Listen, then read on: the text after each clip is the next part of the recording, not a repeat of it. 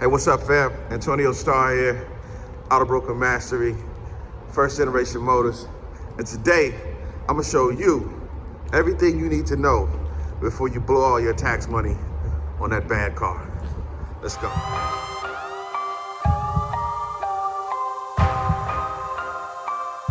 Okay, what's up, everyone? This video is going to be very interesting, and I really need you guys to do me a favor. First and foremost, I need you to make sure that you watch this thing in its entirety. Watch it to the very end.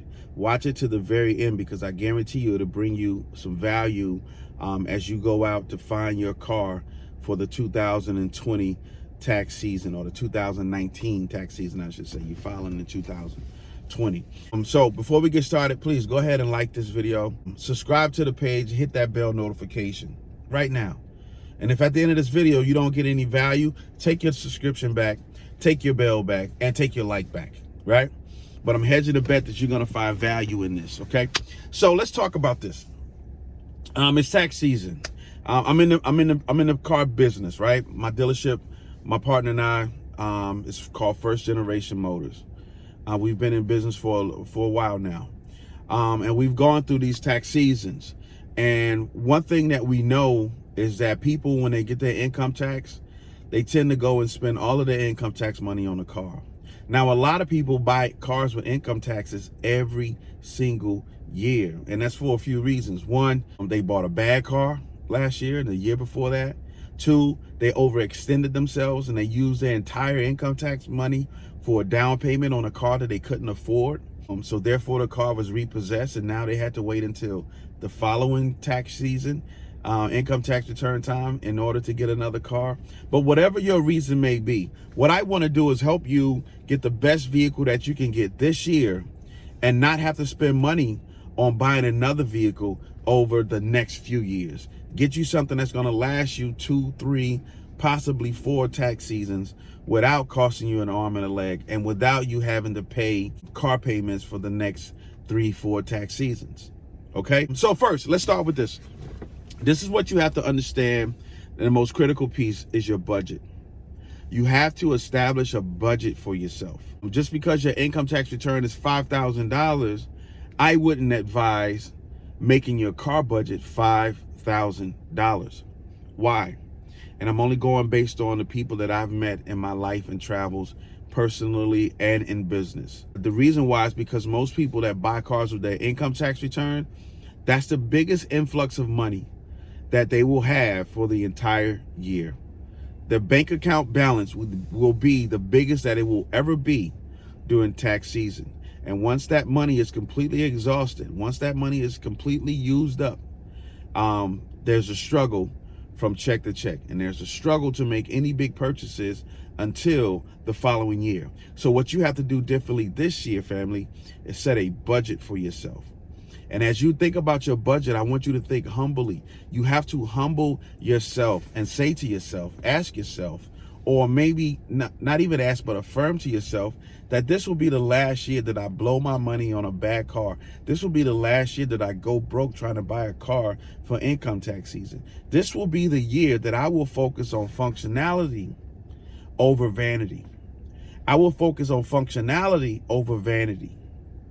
Right? And what does functionality over vanity mean? We'll get into that more. But basically what I'm saying is, if all your money is coming from income tax, don't go buy a BMW or Mercedes or Infiniti or any of those high-end cars. Don't do it, family. Don't do it. Focus on functionality, something that's going to get you back and forth to work. It's going to get you back and forth to your kids' events. It's going to get you and help you earn more money, maybe driving Uber or something like that. But something that's going to be long-term and is going to give you more bang for your buck, not necessarily the luxurious look. This is the last year that we try to look rich and we're really broke, okay? This is the last year that we try to look rich and we're really, really broke. Here's why, because I don't want to just say don't buy a BMW or Mercedes and not give you a reason. Here's the why that a lot of people don't take into consideration, and that's the maintenance cost. That's the maintenance. A lot of these cars, you're going to pay way more in maintenance than you did for the actual vehicle. Yes, it's cool to go out and buy a 7 Series BMW. They look really cool. But can you change the oil in that vehicle? Can you afford to change the oil in that vehicle? Can you afford to replace the tires on that vehicle, because the 7 Series don't come with a spare tire. They come with run flat tires. And you have to go and buy run flat tires. And a full set of run flat tires will cost you about $2,000. Can you afford that? If there's a transmission issue, can you afford the transmission service? These cars are full of technology. Can you afford issues that may come about with the computers and things of that nature? And maybe you say that you can, but can you really? And you take a realistic look at your budget. Because here's the thing, just because you can pay for something does not mean that you can afford it. Okay? Now, I'm gonna step off my pedestal because I don't want to be the one that's preaching to you. I'm just telling you, this is how this video is set up. This is how we do business. When we talk to our customers, it's not about squeezing every dollar out of them. It's about getting them in something that's not going to kill them financially and enable them to live their life, a better life, for longer. Okay? Now, the next piece of that is you have to figure out, do you want to finance or do you want to pay cash for a car? Do you want to finance or do you want to pay cash for a car? Because your budget may be smaller if you want to finance a car. So you say, hey, I got $5,000, so I'm getting $5,000 back on my taxes. Do I want to pay $3,000 for a car and cash out on it? Or do I just want to put $1,000 down on a car and pay weekly? Can my regular lifestyle, minus my income tax, can my regular paycheck, my regular income, afford for me to be able to comfortably pay weekly, bi-weekly, or monthly payments? That has to go in your budget. Now, you may be able to spend less cash up front and pay weekly or bi-weekly or monthly and be able to afford that car. If you can, then do that. But my advice is to find you something for cash. Find you something for cash that's not going to exhaust and eat up your entire income tax return, but that will still get you from point A to point B. If you find you something cash, then you don't have to worry about the unknown variables of, losing your job or your hours being cut, right? Or the company shutting down. Those things that will directly affect you and your ability to pay for your car, because you need to be able to get around. So my advice is to look for something that's cash. Look for something that's cash that you can cash out, pay for it, buy it, drive it, take care of it, go for a few years. Okay? And then the last piece of this part is the make and models. As you're putting your budget together and you're thinking about the car that you want to buy, think about the makes and models of cars. Like, for example, I'm inside of this 2009 Chevy Malibu. I'm inside of a 2009 Chevy Malibu, has 165,000 miles. This thing is loaded. This thing is luxury. It's luxury, but it's at the fraction of the price of a BMW or a Mercedes. So I want you to think, when you think about makes and models, think about what are the practical vehicles that I can buy that will still give me a good look. I can feel good in it, because if I'm buying it, I want to feel good in it. But I don't have to worry about exaggerated or balloon maintenance rates. Anyone can work on a Chevy. I'm just throwing that out there for an example. A lot of people come to us and say, hey, we want to get a Toyota or a Nissan or a Honda. That's cool if that's what you want, but make sure you find one that's going to be within your budget. Doing your research to find one that's going to be within your budget. Okay, so now you have your budget, you have a realistic budget, you've humbled yourself, you're thinking long-term and not just short-term, you're thinking what's gonna last me for the next few years, and you put a list of those cars together. Get you about 5 cars, makes and models. It could be a car, SUV, minivan, or whatever. Get you about 5 of them, and you focus on those, right? And after you focus on those, then we move to the next step. Okay, so the next step is finding a dealer, finding a dealership, finding the person that has the vehicle that you want. This part is really, really extremely critical, because you've already gone through your budget. And now the thing is, you want to be able to hedge your bets. You want to be able to eliminate as much as possible the possibility of you blowing all your money on a bad car. And that starts with the person or the entity that you buy your vehicles from. Now, the greatest way for you to find a dealer is to ask. Go on your social media and say, hey guys, I got my hard-earned tax return here in my hand. This is all the money I'm gonna have, and the biggest lump sum of money I will have this year. Who do you guys know that sell good cars? Who do you guys know that do good business? Ask your friends and family, and they will refer people. They will tag people in your posts. They may even tag us. If you're looking for someone and you're in the Atlanta area, give us a try. FirstGenerationMotors.com is our website, or whoever they tag you in, right? Go with those referrals. Check those people out. Let that be at the top of your list, because referrals are huge. Referrals are huge. That means they did good business with those people at some point in time. Now, if you can't get a referral, or you don't have that type of circle, or you're not on social media, then the next step for me and my advice will be to go on Google. Go on Google, look up dealerships that may have your car, and then go read the reviews.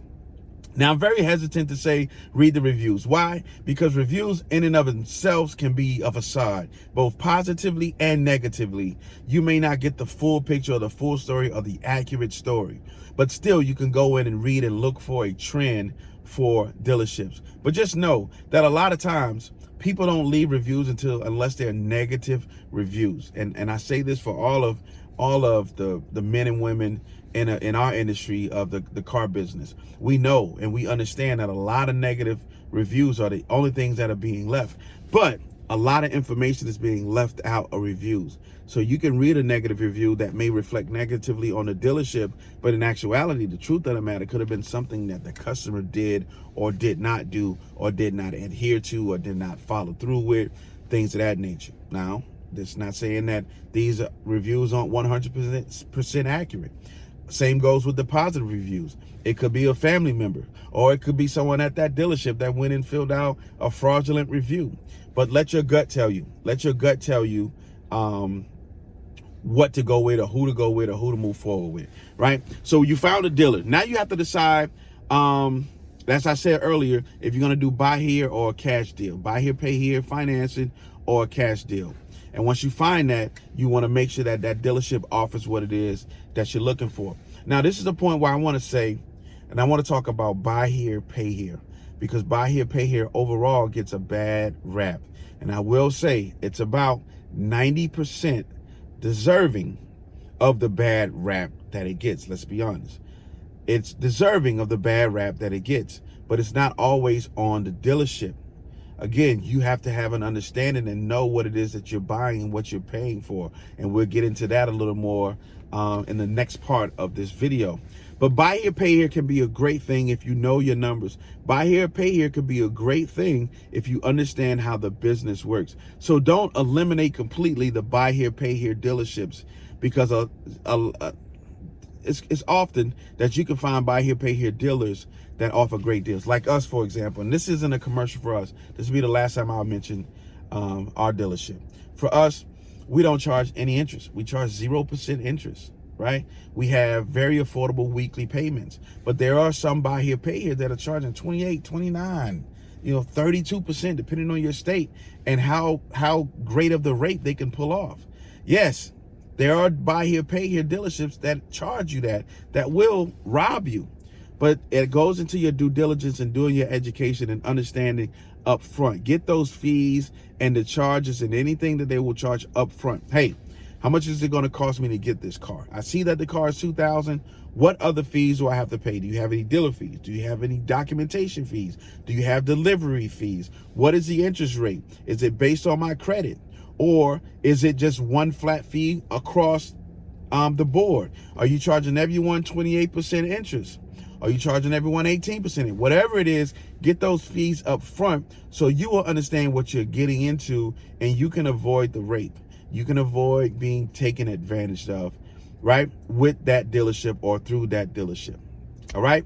Now, click the link in the description, because we're going to go right into the second part of this video. We're making sure that you get the best car, the absolute best bang for your buck. Antonio Starr, I see you on the next one.